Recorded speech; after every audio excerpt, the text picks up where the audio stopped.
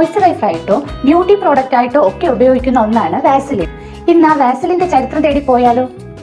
1859 Robert cheese ബ്രാ എന്ന ഒരു chemist ആണ് വാസലിൻ കണ്ടുപിടിച്ചത്. തന്റെ നഷ്ടത്തിലായ ബിസിനസിനെ ലാഭകരമാക്കാൻ എന്തെങ്കിലും വഴിയുണ്ടോ എന്ന് അന്വേഷിച്ച് പെൻസിൽവാനിയയിൽ നിന്ന് ടൈറ്റസ്വില്ലിലേക്ക് പോവുകയായിരുന്നു അദ്ദേഹം. അവിടുത്തെ എണ്ണഖനി തൊഴിലാളികൾ അവരുടെ മുറിവുകളിലും പൊള്ളലുകളിലും റോഡ് വാക്സ് എന്ന ഒരു തരം ഉൽപ്പന്നം ഉപയോഗിക്കുന്നത് അദ്ദേഹം ശ്രദ്ധിച്ചു. ഈ റോഡ് വാക്സിന് മുറിവുണക്കാനുള്ള കഴിവുണ്ടെന്ന് മനസ്സിലാക്കിയ റോബർട്ട് ചീസ് ബ്രാ 1860 റോഡ് വാക്സിനെ പെട്രോളിയം ജെല്ലിയാക്കി മാറ്റുകയും അതിന്റെ പേറ്റന്റ് സ്വന്തമാക്കുകയും ചെയ്തു.